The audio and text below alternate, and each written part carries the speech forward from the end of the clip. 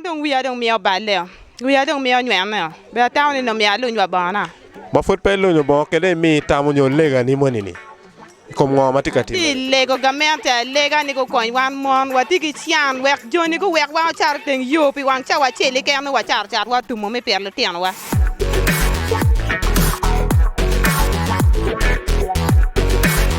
Ya yom li furiti na Lakwed TV. Man and Steve. Acholi yubme tampalwa. Tin wati lailong. Kenero is a very busy center. Wa biro ki topic ma pier tek tutorial ma wata wona mier wa non tampalwa ke ye. Kono opinion ni wel matika chiaro malo kenero mod wel mo tika chiaro malo wel cham tika chiaro malo wel ko in general tika chiaro malo bada. Tin wa biro kan yang tami kono opinion ni ngo ma mier ki team nyo ngo ma wan chalu te dero. Wara mo team le me wek wel jeme no dugma be nyo waramo surviving nyo karo gi te kar ma tek ko manne bed mod ci win ngo ma dan be wajo foyo ken neno mod mami tika chamo deka chuli gi come ya yom tutorial ka fodo neno chuli ma gi chamo ko ma beje ko man fod gi tie wan gan watia nong dong tek la kan en la ka wil para chen be peching wa ching be tika rien wa fu be pe fore wan be chan wati ko ma tek ma pelar wa wil be pe chok bot wa kan itamoni wil pere piani wil ti ma tek total wil ti ma tek wa ma be wil meter transport kan be wak dan bi na wil be wil tek lo wil pe man dira ngoma in tamoni o miero ti kere I chato wil woni wa khana ni lo ka wil pe da odi yo chato total pian wan ngok ngene wa ko gi chato en kamenta mi odwak wil ma pe wil ma ite akelo pa yo to wen o foi ma tek total foi wati kanya tigi ma neno teno wati re odong o foi o wachi enati kumu now la pentie inano na mami ke tam ki lu charlo wara an ko be la fuba ci wan wan lu chardo pen ko wa for mi wa kel wa charre wa ko non kere sien mu ken wa te school mir gi yele gi bed ben pa gi wek chat pen ka gi wek chat gi pelo ter gi ni di tan gulu kan ni sete wel ti matek ana nge gen mu kel wel ke nano na mir wa kok ituo mu beru tieni mane logo tuo corona en ya nano kelo pa ko ne matek da do ngene lega wati bolu ba no mielo ba ti mo kija bi bal en pen ngene no en wana wa bal we ko ti amin fon mo ko men ko wa la bole chalo ana char gwana madia ka tika char ka yinje wile charo yela matek piane no bora gi kok ni ma welo mete ji mu ken tieba no gian gi tika no diugi chigi charging wan wil matek yorni gena timer wel botu to toilet transport ti matek ma kai ag distance chal kenu kene wan wa cher la chuka eni no transport wa ya liba bit ke yar pire chon chama no wel peti maraje toal no chur chini adi np distance marom ko menone no wa chula liba dak ke te yar bora ka mutaka liba chien yano don kunyoni wel mutaka dong ti wa liba rio bora ti wa liba bit mano watika no diwa okay man yo ngoma indong machala chat itika yele wak dong peda ko tere maraje toal po turi kare ene kono ko warga wel magwa ko be duga yanyim an gen mara tika teme ke takani da lego ni kono kiramo kong yoko iye kong ki kon ki yok kong mo wa wan bi wo yele won teme ki yo mo me ko pian ka chare chawani ne kan betin no wa pe wa ke geno wa kan wa dong wa tika charne yo me cher tika ngai wa chi kong gu yok iye manak like these prices they should reduce like who should reduce it's supposed to be the government to start reducing the price especially these MPs they are paying them at a high price they are getting much money from the parliament there. So you mean their salary should be cut down? Yes, their salary should be cut down so that the other person they should bring it and they put on the top of the other things so that like revenue should be reduced and plus the other things, especially if you see starting from shop, cooking oil, and this flour.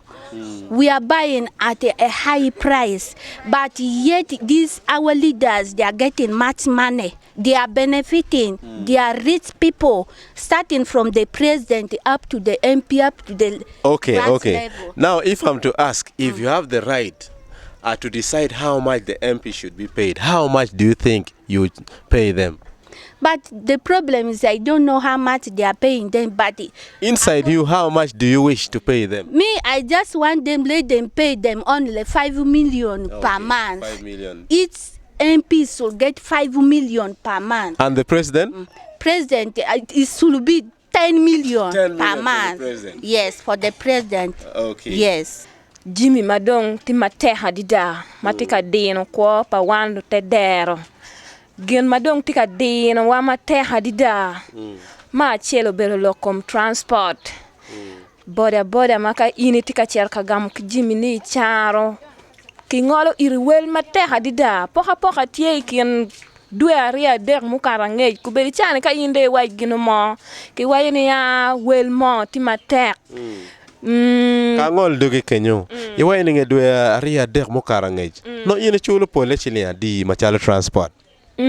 Ketoni wano wa margamo nyanya ma akitung lutuk binu tung kanya aida akitung mena kulu o kanchon no me a mena kulu o kanyo tiali ba papa.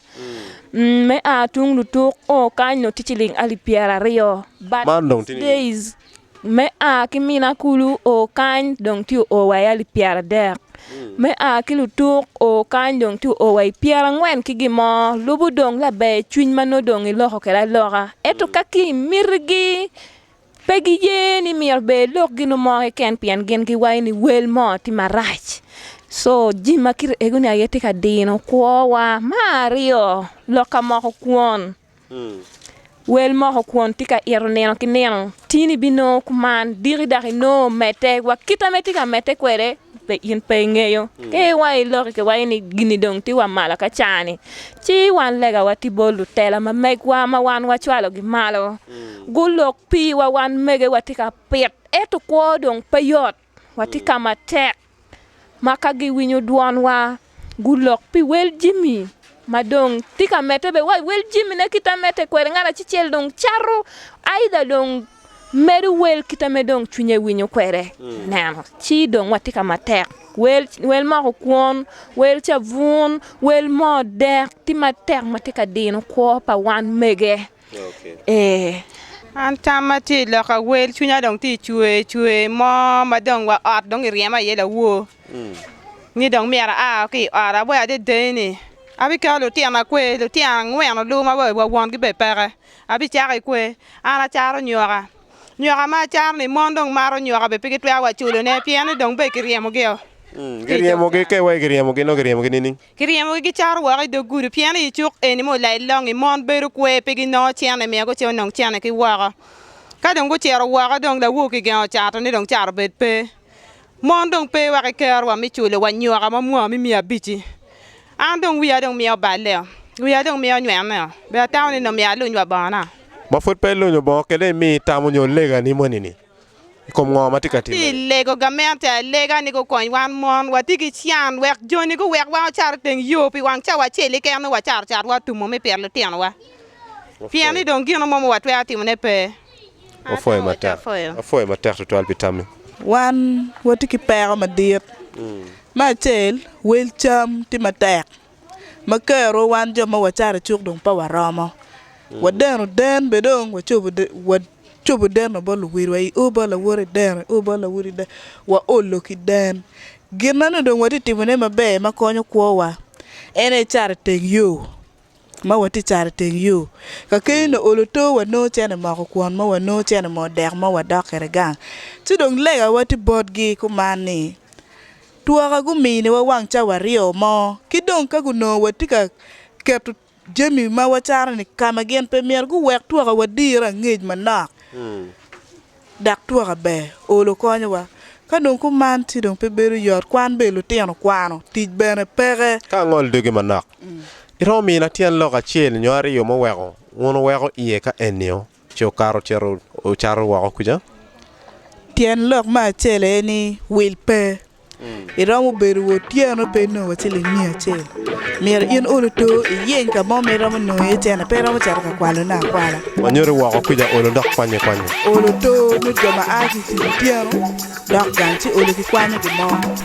Foi matek twan.